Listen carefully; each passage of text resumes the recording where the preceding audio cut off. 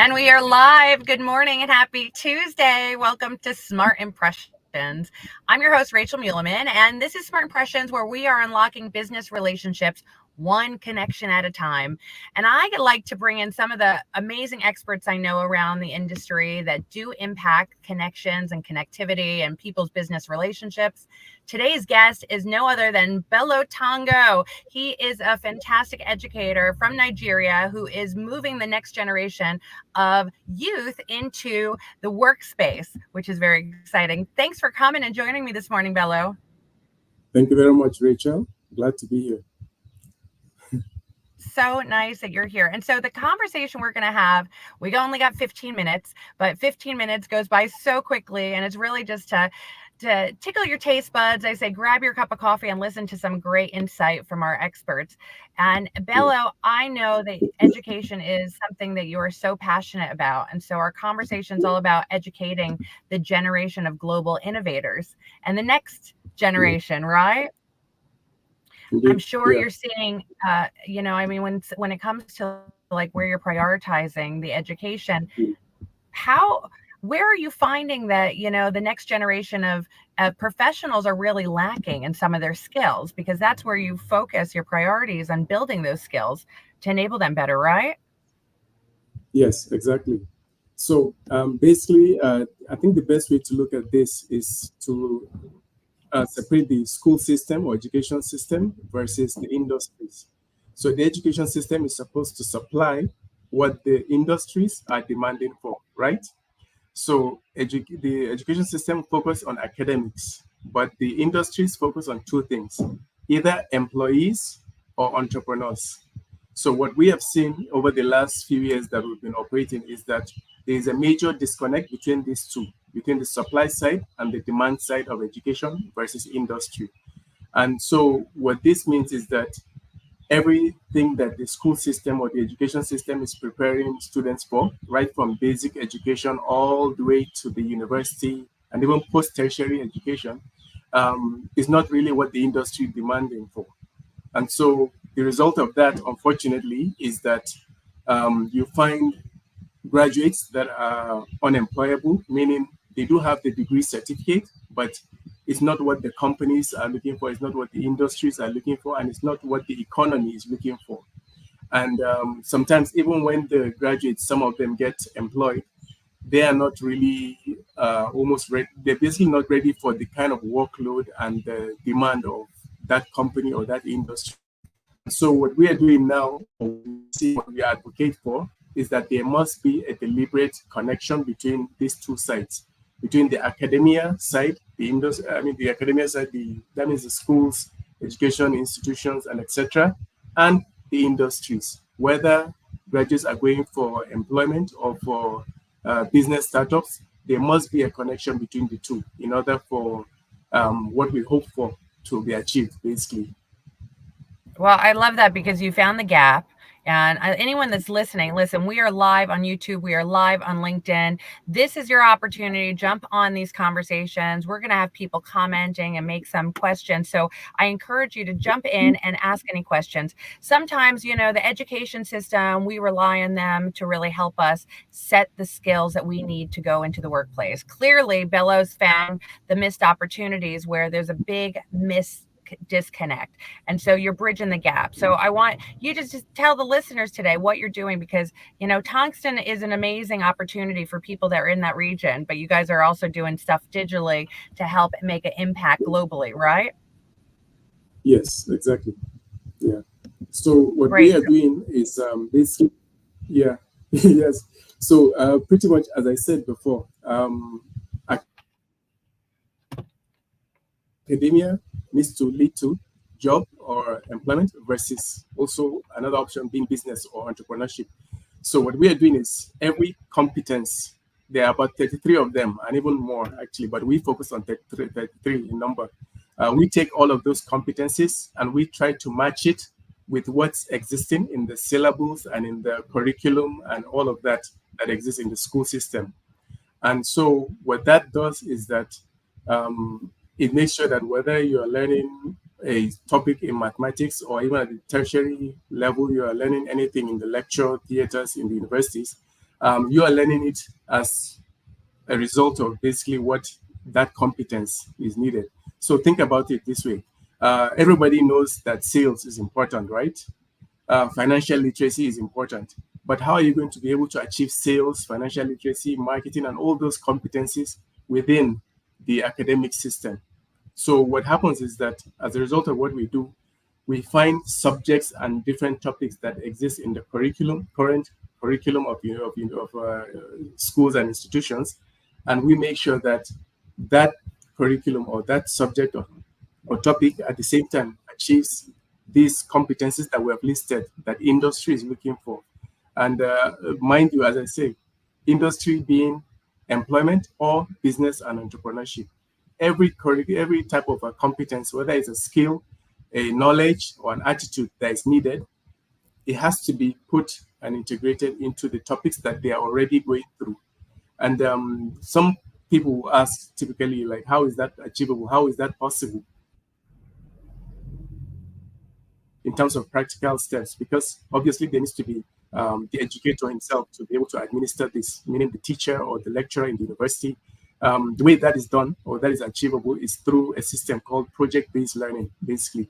So you build scenarios based on what companies and industries face, and you put it as a sort of output or result that students are supposed to execute and deliver according to their different academic timetables and academic calendar and assessments, basically.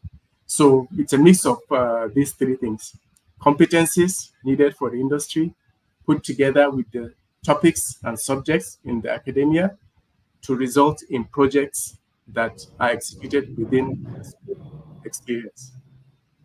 Incredible. There's no doubt. I admire what you're doing. You're doing incredible things. I think the entire education system is backwards, personally, and that's how we met initially about this education, topic where people are so passionate about what they're doing and really paving the way and changing the way that people are learning. And unfortunately, this is coming out after you finish your basic 12 years or whatnot in your school, or you're going into your specialty and you're really looking at what do I need, what additional information do I need to really enable me to be more successful. So it's funny you said sales, because this is kind of where I'm playing. I feel like this is a skill that everybody needs and nobody learns.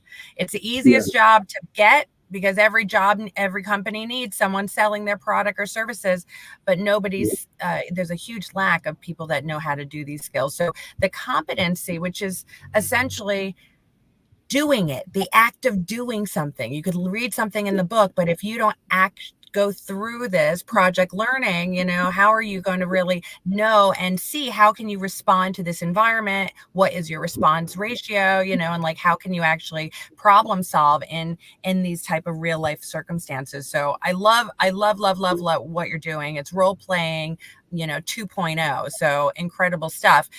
I can't tell you enough how many business conferences I go to, and one of the big theme across everyone is going, I just don't have staff. I need people. We just don't have the right people for our industry. So there's a huge gap here, right? Yes, indeed. What do you think about that? I mean, there's the businesses working on they need, and then they got the students coming out of school and they need to get the job, but then there's that missing gap, and it's huge. It's global. You're doing it over where you are in our part of the world, and like, where is there an opportunity for educators or academia or even the real world organizations to bridge that gap together? Yeah. Yes. So even we at Tongston actually face this situation, this problem. Almost on a monthly basis, we are putting out so much vacancies and job openings, but the processes that we've put for the candidates to go through and get those jobs is not what they are willing to do, basically. And this takes me back to what I said earlier. Education is not just knowledge and skills, but it's also attitude. And many of the systems of schooling and education don't actually work on the attitude side. So when you think about resilience, hard work, uh, continuous effort and things like that. Back in the day, well, I don't know, I'm not that old, but even in my time when I was in school, these were the type of values and the type of attitudes that were being bred in us, you know. So you're not giving up and pushing, working hard, and etc. Unfortunately, this is what is missing and what makes these candidates actually not push through to get the jobs that you are looking for. So what I mean by this is that you have a graduate that has a bachelor's or even a master's degree right now, and you've given them you've put out a vacancy or a job placement, right? But at the same time, you have to put your own checks to make sure that they go through it, to make sure to ensure that this really is the right candidate for you. But the problem is that on the attitude side of that candidate, he is not willing to go through all that stress and etc. to get that job. And so they end up falling out of line basically, or they end up not going through the whole process and they end up in your company. So the point I'm trying to say is that it's partly not just on the side of the educational institutions, but also on the candidates themselves. These are times where many of them, they see other people that don't even go to school, or people that drop out from school, and they are making money off TikTok and things like that, social media. And so there is no incentive really, except if you are so passionate about that career that you want to go into. They are not willing to basically put in the work. So the attitude side of things doesn't really match what you have put in terms of your means of assessment or your means of sourcing this talent, you know. Yeah, And yeah, what can I and we have say? seen it. Yeah, exactly. It's something that we also struggle with, but yeah, it's a, I don't know, maybe it's a generational thing. Some people I I think it's hear, and generation. I mean, it's a big yeah, thing. It's a big problem globally. They're seeing it, with these Gen X guys. I hate to say it. I've been saying for a long time, change your attitude, change your life. But that motivation for what is going to drive them, is different than it is today, than it is when we were kids and growing up, because we didn't have these the easy out. Everyone's looking for the easy out, So yeah, I got a LinkedIn question for you, and it goes yes, along the line that we talking about although a competition exists in both education and employment, they're very different in nature, right? mm, How do you think yes, this can be bridged, especially to help freshers starting their career? And I love this. Number one, I'm going to tell you right now, get on LinkedIn. If you're not on LinkedIn, you better. Every single person you meet from this day forward, you need to connect with professionally to help your future, right? I can't tell you enough. I wish I learned it when I graduated back in 1996. It would be awesome, but I didn't implement that until maybe 2020, 2002, maybe even later than that, where I just started to build my community, and the effects of the people in your community, they're in your life forever. So that's my tip. But what do you got, Bello? How do you help this question? yes. So for this question, we have to understand that freshers are just freshers, basically, right? So if you're a company like these advisors, now let me use you as a case study, um, and you are trying to hire a candidate who is a fresher right from the university, you need to understand that all the experiences and all the years that have passed, I don't know how long these advisors has been existing for, let's say 5 years. So Right. that three, okay, 3 years. So all of those 3 years, this candidate, he or she, wasn't with you all this time, but you know what your experience was the whole 3 years, right? In terms of challenges you faced, problems, decisions you've had to make, projects you've had to work on, tasks, and etc. So if you have this fresher coming into your organization, into these advisors, what you need to do right from the get-go is to document almost like a deliberate case study file of everything you've gone through in these advisors. If you want, you can tie it to the role that that candidate is joining your organization for. And so what happens after you put all these case studies of projects and work you've done, challenges, problems, these key decisions you've had to make, you need to document you basically play it, or you put that candidate in those similar situations and those roles, so that you see how they execute it. But of course, you can let them know that, yeah, these are things that you've gone through, or other candidates that have occupied that position of your, or that he or she is in, have had to go through and have to do, you know. So it's almost like you are replaying your past for this fresher candidate, so that he's not just gaining or practicing what you've gone through or what another employee of yours has gone through, but also you are almost recreating a history in his mind, because he was not there those 3 years. Remember. So this is one of the ways that basically I think is best achieved. And even with Tongston, we try to do that now. We are trying to like build a whole bunch of like case studies of situations or scenarios we've had to go through and execute and solve and etc.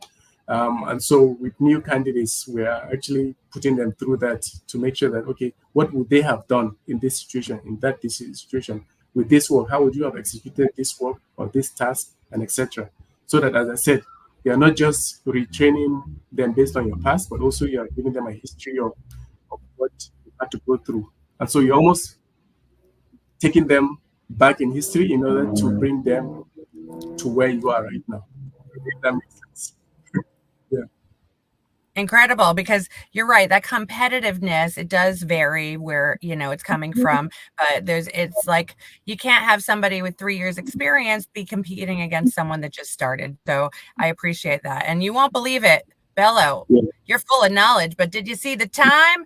16 minutes already. We're running over time. I like to keep it short and sweet and just tease our community with information and nuggets that they're going to implement today as soon as we stop our call. So since we are over in time, I want to wrap it up with the 3 tips you got for our audience today about what they can do to implement, or at least help with the next level, next generation of global innovators, and even those that, are in the workplace that need to, spice it up a little bit to get out there and sharpen their skills. What do you got for them? Top 3 tips? Yeah, top 3 tips I would say is competence related. So number 1, sales and communication. Every employee needs that, whether even before you become an employee, actually, right from the education system, but even as an employee or even as an entrepreneur, you need sales and communication. Very important. Number 2, I would say finance, accounting, and etc. All of that. Financial literacy is something that is missing in almost all of us, and you don't have to be an entrepreneur to actually need that. For your own personal finance is also important, and if your personal finance is affected, your mindset at work will also be affected. So whether for personal or business reasons, financial literacy or finance, accounting, etc. is very important. Number 3, I would say leadership decision making. So basically, learning how to make decisions in tough times or in tough situations and scenarios. Because leadership is not just about moving people from where you are to where you want to be as the vision of a company, but also in terms of how you make key decisions, especially when those decisions are very tough and problematic. So those 3: sales, communication, finance, and third, leadership decision making. Amazing. I love that. I can't thank you enough, Bello, for your expertise. Thank you so much for coming for Smart Impressions and sharing it. Listen, for anybody that's heard this session today, it plays all day, every day on LinkedIn and YouTube, so you can hear it again. Those 3 tips are incredible. And if you are working today and you do not have the skills required in those categories, please go seek guidance, education, skill yourself. You are responsible of your own being and your own life, and you can do it. I'm Rachel Muleman with Smart Impressions, helping you with ways so you can build your business relationships one connection at a time. And you're going to need business, sales, and communication, which is everything I love and I'm passionate about in helping our community. So we're sponsored by Dripify, and they are the automation platform to help you reach out to new connections on LinkedIn. Really easy to use, great stuff. So we love their sponsorship. Thank you, Dripify.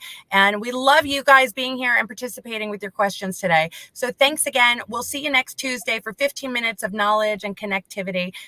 Thanks again, Bello, for joining me. Have a wonderful Tuesday. Yeah, you too. Thank you.